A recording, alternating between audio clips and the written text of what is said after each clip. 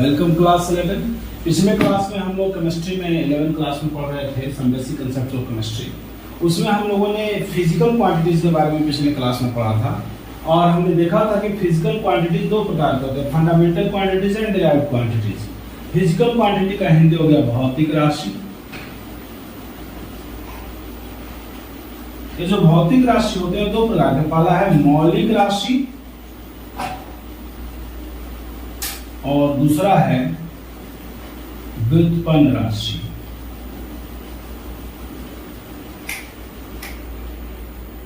मौलिक राशि वैसे फिजिकल क्वांटिटी है जो इंडिपेंडेंट होते हैं।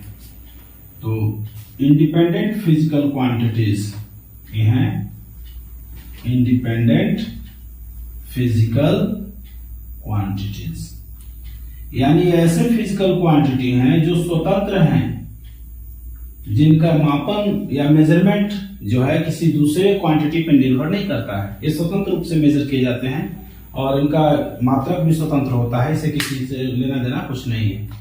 ये इंडिपेंडेंट फिजिकल क्वांटिटीज हैं, स्वतंत्र। इंडिपेंडेंट का मतलब होता है स्वतंत्र। और दूसरा व्युत्पन्न। तो ये जो फिजिकल क्वांटिटीज हैं वो फंडामेंटल क्वांटिटीज को मल्टीप्लाई या डिवाइड करके निकाला जाता है, यानी कि these are the quantities derived from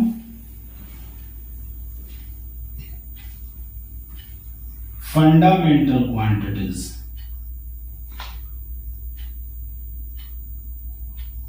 Quantities either by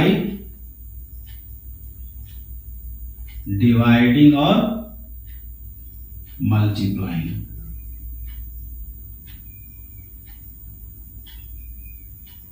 so derived physical quantities way physical quantity हैं जिनको हम फंडामेंटल क्वांटिटीज को गुना या भाग करके प्राप्त करते हैं। तो इस तरीके से दो तरह के फिजिकल क्वांटिटी होंगे, फंडामेंटल और डिराइव्ड। एग्जाम्पल के तौर पर अगर देखा जाए तो लेंथ,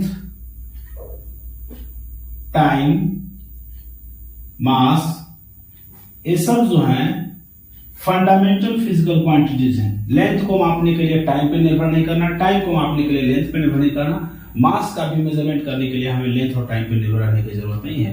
इनका अलग अलग स्वतंत्र रूप से मापन होता है।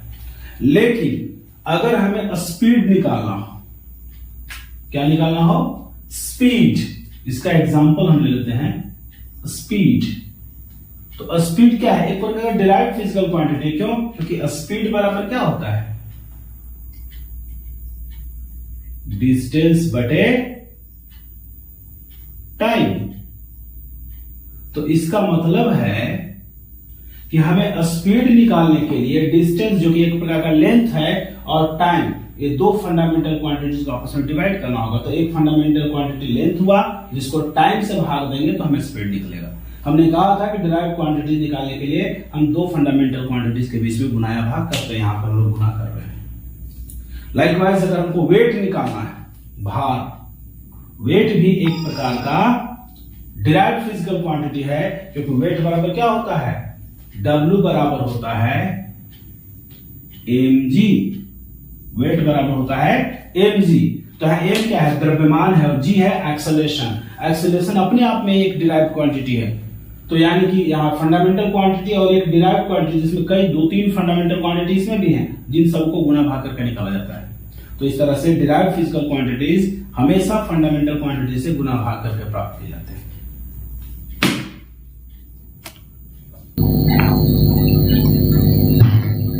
तो फंडामेंटल क्वांटिटीज हो, चाहे वो फंडामेंटल क्वांटिटी हो या डिराइव्ड क्वांटिटी हो,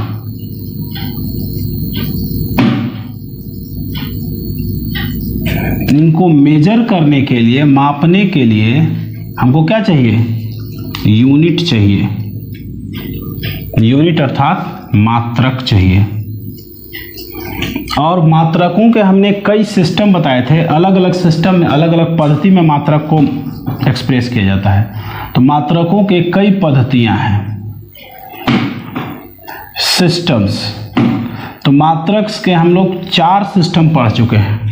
पहला सिस्टम जो हमने बात किया था वो CGS सिस्टम था, दूसरा MKS सिस्टम, तीसरा FPS सिस्टम और चौथा जो है SI सिस्टम। हम SI सिस्टम पे अपना डिस्कशन बात कर रहे थे और हमने बताया था कि SI सिस्टम में 5 फंडामेंटल क्वांटिटीज होते हैं, 7 फंडामेंटल क्वांटिटीज होते हैं और इन 7 फंडामेंटल क्वांटिटीज के 7 यूनिट्स भी होंगे।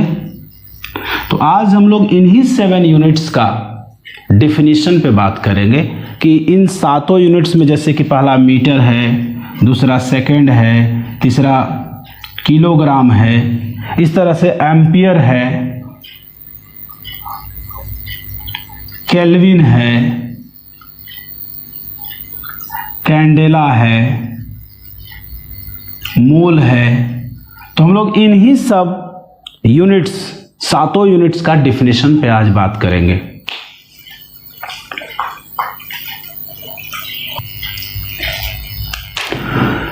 तो यूनिट्स में 7 यूनिट में सबसे पहला यूनिट मीटर है और मीटर जो है SI यूनिट है लेंथ का, लंबाई का। तो लंबाई का SI मात्रक है। और अगर हम बात करें इसको डिफाइन करने का तो इसको डिफाइन किया जाता है, defined in terms of C का मतलब है speed of light in vacuum. Vacuum का मतलब निर्वात होता है, अर्थात जहां वायु भी ना हो, एकदम खाली जगह में अगर बात करें तो स्पीड ऑफ लाइट कितना होता है, यहाँ पर वैक्यूम में स्पीड ऑफ लाइट को हम C कहते हैं और वैल्यू ऑफ C जो है, value of C equals to होता है 299792458 मीटर पर सेकेंड। ये है वैल्यू ऑफ C, यानी कि 1 मीटर 1 सेकंड में इतना मीटर लाइट ट्रेवल करती है। इसका अप्रॉक्सीमेट वैल्यू हम लोग लेके चलते हैं 3 × 10⁸ मीटर पर सेकंड। लेकिन चूंकि हमको एग्जैक्ट 1 मीटर लेंथ निकालना है, लगभग एक्यूरेट निकालना है, इसलिए हम इस अप्रॉक्सीमेशन को नहीं लेंगे, हम इसको लेंगे जो कि हमने एक्यूरेसी के साथ निकाला है। तो अगर हम बात करें तो 1 मीटर डिस्टेंस और length is defined as the distance traveled by light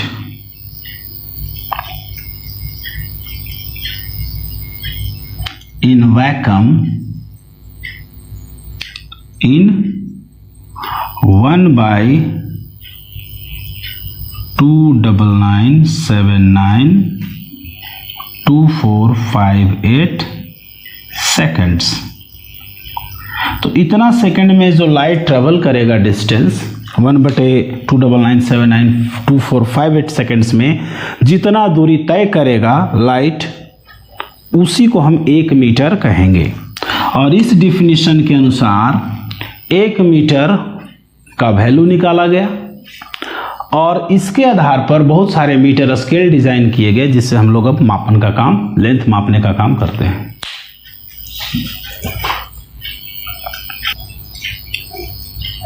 दूसरा यूनिट जो है मात्रक, जो है SI मात्रक है, वो सेकेंड है। ये टाइम का SI यूनिट ऑफ टाइम है, यानी ये समय का अंतर्राष्ट्रीय मानक मात्रक है। और अगर हम बात करें तो इसे डिफाइन किया जाता है, defined in terms of delta V CS। Now what is delta V CS? तो डेल्टा V CS को समझने के लिए थोड़ा सा हम लोगों को बात करना होगा, 2-3 टर्म को जानना होगा। पहला जो है valence electron, valence electron. Valence electron का मतलब होता है electron in outer most orbit. और आउटर मोस्ट ऑर्बिट को हम वैलेंस ऑर्बिट भी कहते हैं, वैलेंस शेल भी कहते हैं। जैसे एक एटम है, बीचों बीच न्यूक्लियस हो गया और फिर सर्कुलर ऑर्बिट्स में इलेक्ट्रॉन घूमते रहते हैं। न्यूक्लियस में हम जानते हैं न्यूट्रॉन और प्रोटॉन पाया जाता है और अलग अलग वृत्तीय कक्षाओं में इलेक्ट्रॉन रोटेट करते रहते हैं। जो सबसे बाहर वाला कक्ष है इसी को हम वैलेंस ऑर्बिट या आउटर मोस्ट ऑर्बिट कहते हैं। तो इसी इलेक्ट्रॉन के बारे में हम बात कर रहे हैं, जो सबसे बाहरी कक्ष में है उसको हम वैलेंस इलेक्ट्रॉन कहते हैं।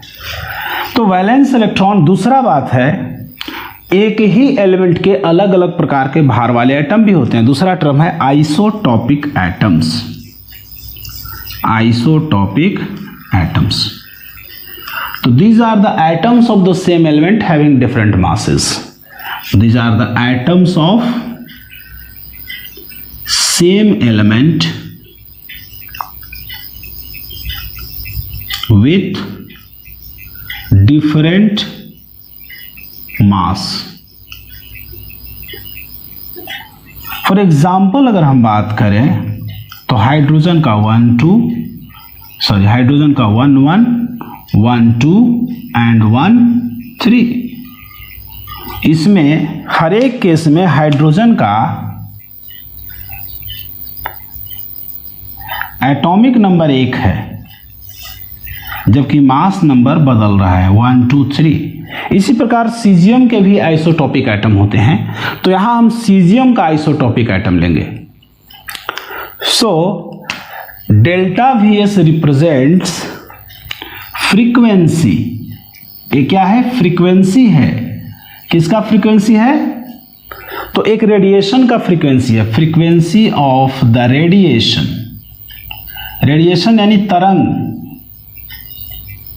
विकिरण, एक विकिरण का फ्रीक्वेंसी है, एक प्रकार का लाइट है, उसका फ्रीक्वेंसी है। आवृत्ति है, फ्रीक्वेंसी का मतलब आवृत्ति होता है, जो कि तब प्रोड्यूस होता है जब सीजियम के वैलेंस इलेक्ट्रॉन जो है वो हाइपर फाइन ट्रांजिशन शो करता है। So frequency of the radiation produced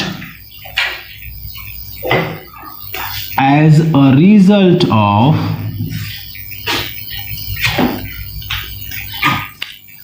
hyper fine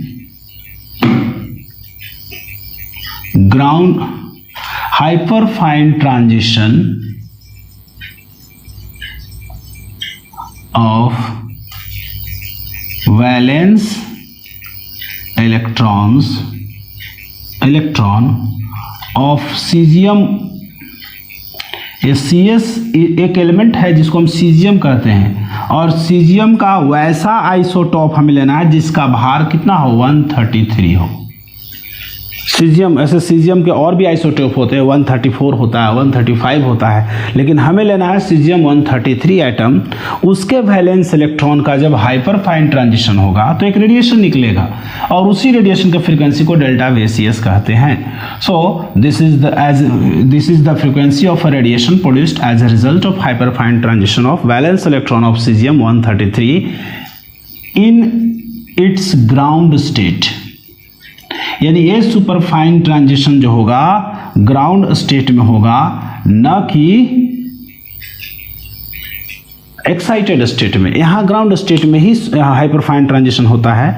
तो ग्राउंड स्टेट में जो हाइपर फाइन ट्रांजिशन होगा, हाइपर फाइन ट्रांजिशन, उसके दौरान क्या होगा? रेडिएशन निकलेगा। उसी रेडिएशन के फ्रीक्वेंसी को डेल्टा VCS कहा गया।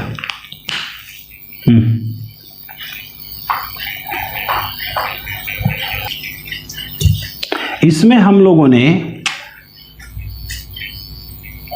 वैलेंस इलेक्ट्रॉन की चर्चा कर ली कि वैलेंस इलेक्ट्रॉन किसको कहते हैं, और आइसोटॉपिक एटम के बारे में हमने जाना। यहाँ पे सीजियम का वह एटम लेना जिसका मास 133 AU हो, एटॉमिक मास यूनिट हो। लेकिन अब एक टर्म बच गया, hyper fine transition in ground state. तो देखिए, मान लिया जाए, सबसे पहले हम लोग ग्राउंड स्टेट का कंसेप्ट समझते हैं। जैसे मान लिया जाए सोडियम एक एलिमेंट है जिसका एटॉमिक नंबर 11 है। तो जब इसका हम एटॉमिक कॉन्फ़िगरेशन करेंगे तो 281 लिखेंगे। एक के कॉन्फ़िगरेशन एल और एम सब सेल में। लेकिन इसी का जब हम एसपीडीएफ कॉन्फ़िगरेशन लिखेंगे तो लिखेंगे 1s2 2s2 2p6 3s1। ये हो गया KLMN कॉन्फ़िगरेशन और ये हो गया SPDF कॉन्फ़िगरेशन। एक होता है ऑर्बिटल के रूप में शो करना, और याद रखना है कि एस सब सेल में अगर हम बात करें सब सेल का और यहां ऑर्बिटल का, तो ये ऑर्बिट है। KLMN क्या है? एक ये ऑर्बिट लेवल का कॉन्फ़िगरेशन है। अब याद रखना ही है कि ऑर्बिट बना है सबसेल का और सबसेल बना है ऑर्बिटल का। तो प्रत्येक ऑर्बिट में सबसेल होते हैं और वो सबसेल S हो सकता है, P हो सकता है, D हो सकता है, F हो सकता है। S सबसेल में एक ऑर्बिटल होता है, P सबसेल में 3 ऑर्बिटल होता है, D में 5 गो होता है और F में 7 गो होता है। और हर एक ऑर्बिटल में 2-2 इलेक्ट्रॉन हटता है, यानी कि इसमें 2 इलेक्ट्रॉन, इसमें 3 ऑर्बिटल है तो 6 इलेक्ट्रॉन, इसमें 5 ऑर्बिटल है तो 10 इलेक्ट्रॉन, और इसमें 7 ऑर्बिटल तो 7 दूना 14 इलेक्ट्रॉन हटेगा। तो उसको जब हम बॉक्स फॉर्म में लिखेंगे तो लिखेंगे ऐसे, एस में 2 ही इलेक्ट्रॉन होता है तो 1s 1 2। इसी प्रकार यहाँ 2s है, एक ही ऑर्बिटल होगा 1 2 इलेक्ट्रॉन। लेकिन 2p में 3 ऑर्बिटल होंगे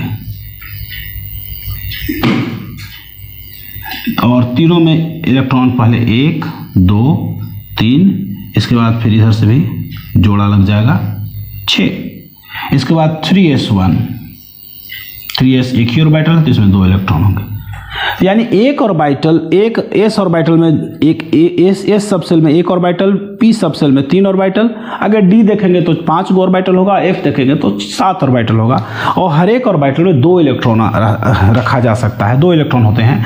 और ये दोनों इलेक्ट्रॉन एक दूसरे के अपोजिट घूमते हैं, एक एंटी क्लॉकवाइज तो दूसरा क्लॉकवाइज, एक क्लॉकवाइज और दूसरा एंटी क्लॉकवाइज रोटेट करता है। एक घड़ी की सुई की दिशा में रोटेट करता है, एक घड़ी की सुई की दिशा के विपरीत रोटेट करता है। तो यहाँ अगर पेयर्ड है, सब जोड़े युग्म के, यानी कि इलेक्ट्रॉन जब युग्मावस्था में होगा तो ये ग्राउंड स्टेट है, यानी कि ये जो नॉर्मल कॉन्फ़िगरेशन है इसको हम ग्राउंड स्टेट कहते हैं। लेकिन इसी को अगर हमको यहाँ सोडियम है तो 1 इलेक्ट्रॉन होगा, यानी कि यहाँ अनपेयर्ड है। यहाँ पर जो है ये सब तो पेयर्ड है तो स्टेबल है, ये जो अनपेयर्ड है वो अनस्टेबल है, ये लॉस हो सकता है या फिर ग्राउंड स्टेट में रहते हुए अपना स्पिन बदल सकता है। एंटी क्लॉकवाइज रोटेट कर रहा है तो कुछ समय बाद क्लॉकवाइज रोटेट करने लगेगा। तो यही अगर जो कोई ऐसा इलेक्ट्रॉन है जो किसी ऑर्बिटल में अनपेयर्ड है, यानी कि युग्मावस्था में नहीं है, तो अपना स्पिन बदल सकता है। स्पिन बदलने की प्रक्रिया को ही हाइपरफाइन ट्रांजिशन कहा जाता है। तो ऐसा सोडियम एटम में नहीं, ऐसा हमें कहाँ देखना है? सीजियम 133 एटम में जब ऐसा हो कि वैलेंस इलेक्ट्रॉन जो सबसे बाहर वाला इलेक्ट्रॉन है अपना स्पिन चेंज कर ले, यानी वो क्लॉकवाइज से एंटी क्लॉकवाइज और एंटी क्लॉकवाइज से क्लॉकवाइज हो, तो इस प्रक्रिया को हम हाइपरफाइन ट्रांजिशन कहते हैं। और जब हाइपरफाइन ट्रांजिशन है ग्राउंड स्टेट में हो रहा है, एक्साइट नहीं हो रहा है। एक्साइट होने का मतलब है कि एक आध 2 इलेक्ट्रॉन और आगे चला जाए, जो कि यहाँ वो केस नहीं है। जंपिंग एनर्जी अब्जॉर्ब करके इलेक्ट्रॉन हायर लेवल में जब जाता है तो उसको हम एक्साइटेड स्टेट कहते हैं। लेकिन यहाँ ऐसा कुछ नहीं हो रहा है, यहाँ सिर्फ एक ही ऑर्बिटल के अंदर इलेक्ट्रॉन केवल अपना डायरेक्शन रोटेशन का चेंज कर रहा है। तो ऐसी अवस्था में इसको हम हाइपरफाइन ट्रांजिशन कहते हैं। तो जब सीजियम 133 एटम का वैलेंस इलेक्ट्रॉन अगर हाइपरफाइन ट्रांजिशन करेगा, अर्थात अपना स्पिन चेंज करेगा क्लॉकवाइज से एंटी क्लॉकवाइज या एंटी क्लॉकवाइज से क्लॉकवाइज, तो एक खास प्रकार का रेडिएशन निकलेगा, विकिरण निकलेगा, और इसी विकिरण के फ्रीक्वेंसी को हम डेल्टा VCS कहते हैं।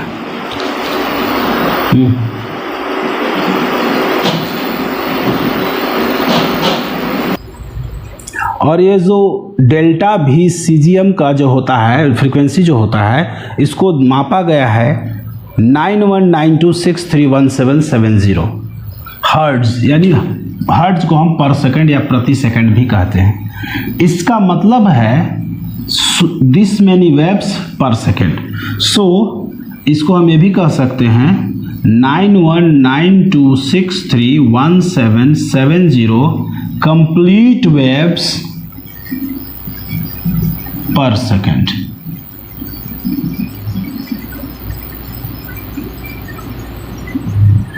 यानी इस रेडिएशन के इतने वेव एक प्रति सेकंड कंप्लीट वेव निकलेंगे। यानी ये जो रेडिएशन निकलेगा, तो रेडिएशन चूंकि एक तरंग है, तो तरंग है तो उसमें क्या निकलेंगे, वेव्स निकलेंगे, तरंग ही निकलेंगे। यानी एक सेकंड में इतने तरंग प्रोड्यूस करता है। तो यानी कि इससे अगर हम डिफाइन किया जाए तो हम कह सकते हैं एक सेकंड वह टाइम ड्यूरेशन है जिसमें ये रेडिएशन इतना वेव प्रोड्यूस करे। सो 1 second is the time period during which